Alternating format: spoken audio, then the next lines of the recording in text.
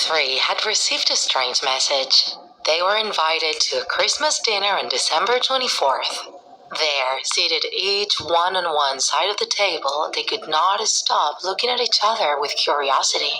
They were Teachy Toby, Masky, and Hooty, Slenderman's proxies. In fact, all three were convinced that the Faceless Man was responsible for that meeting.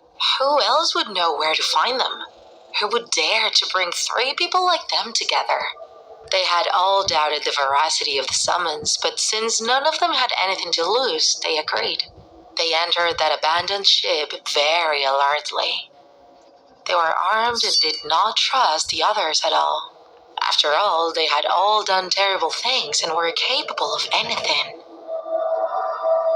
Their names were placed on the table, marking each one's place. Once they were seated, a voiceover over the loudspeakers invited them to read a paper with instructions. Welcome, diners. We knew you were going to spend Christmas alone, so we wanted you to have company. But don't worry, there will be excitement too. You got in, so now you won't be able to get out until we let you in. As you can see, there are 3 large fountains on the table. When we tell you, you will have to uncover each one of them.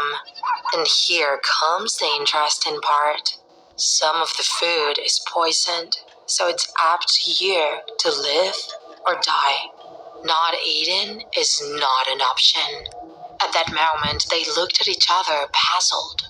They were used to fighting, to resurrecting from the deepest wounds, but they had never faced something like this. It was Russian roulette, but with poison. And although they didn't say so, they began to suspect that Slenderman was not behind the situation. Who was it then? While they were pondering the matter, the loudspeakers blared again. It is time to start with source number 1. Hooty uncovered it, and the 3 of them looked at all the details of the meal.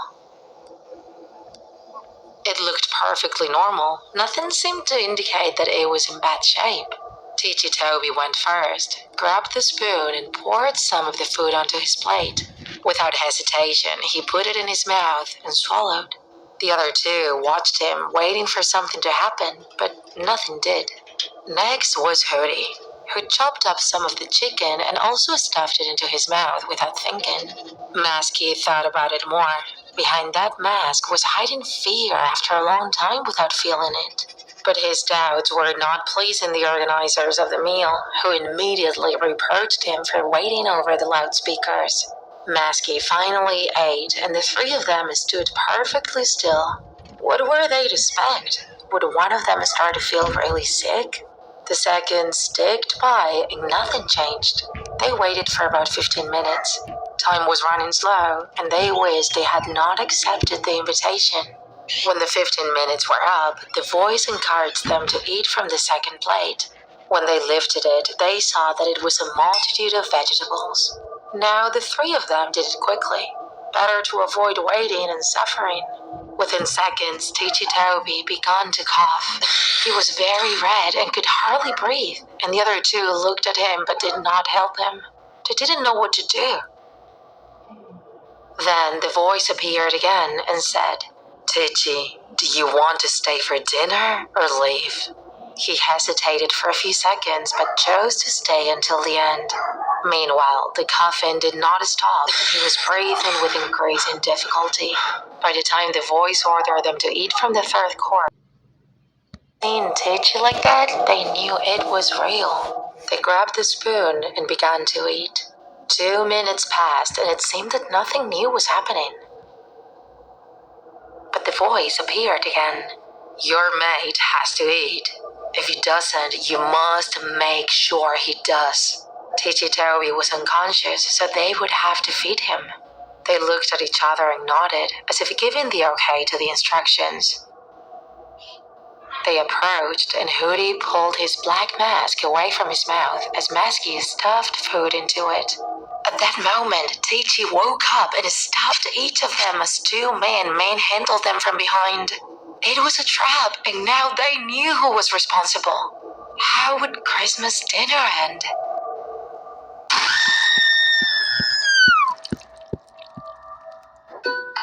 If you enjoyed... Need a last-minute lunch that fuels your kid from piano to soccer practice?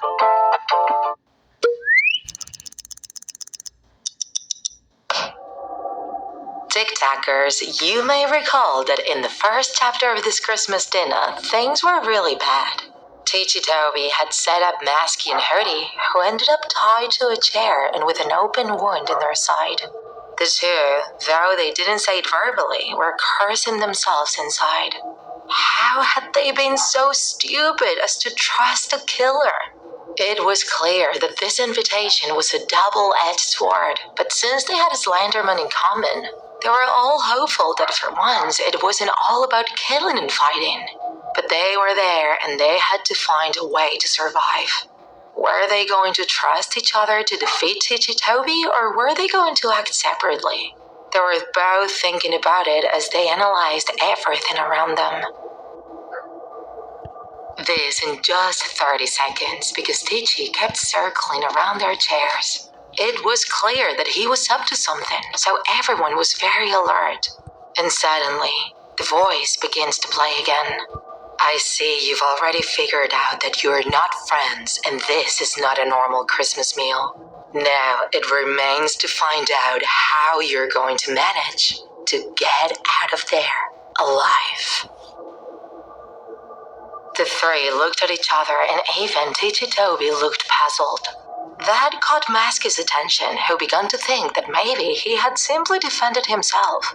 Maybe he didn't know what they were doing there either, but that he would have to find out later because Teachy was determined to fool them.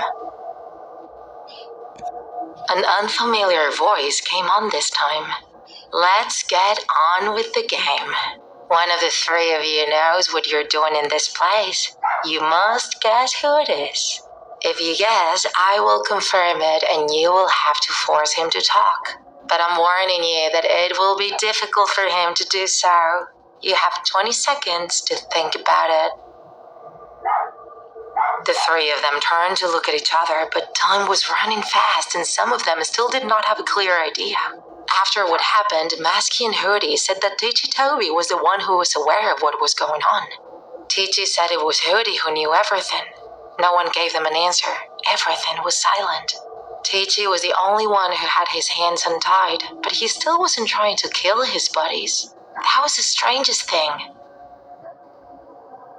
Masky kept looking at Hooty. He wanted to propose him to collaborate to get out of there, but he wasn't looking at him, so he had to make a slight noise to get his attention. He did it when Teachy was walking around the room.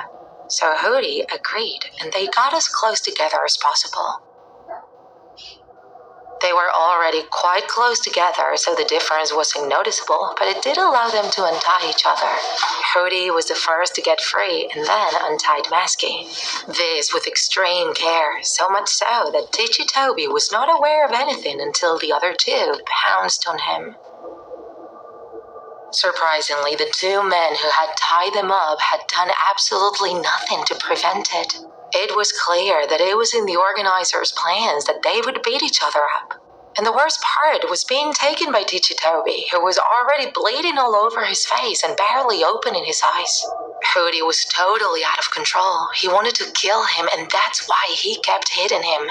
Teachy's face was completely disfigured, and he was no longer putting up any resistance. Then Hooty got up and saw that Masky was sitting on the side of the table, crestfallen. "Shall we go?" he said. And then the voice came again. Well, Hooty, so now you don't want to be a lone wolf anymore. Just so you know, you were wrong. The test was just this. Masky was aware that you were not to cooperate. He simply set you up, and you fell for it. Hooty looked at his partner with fury in his eyes and didn't hesitate a moment to go after him. He grabbed him by the throat, ready to strangle him, but the latter pulled out a dagger and plunged it into him. This is the worst Decepticon ever. Meet Ballpoint, a Decepticon who transforms into a ballpoint pen that yearns to earn the admiration of the Decepticon leader, Megatron. And Ballpoint is just awful, but that's really only from the perspective of the Decepticon.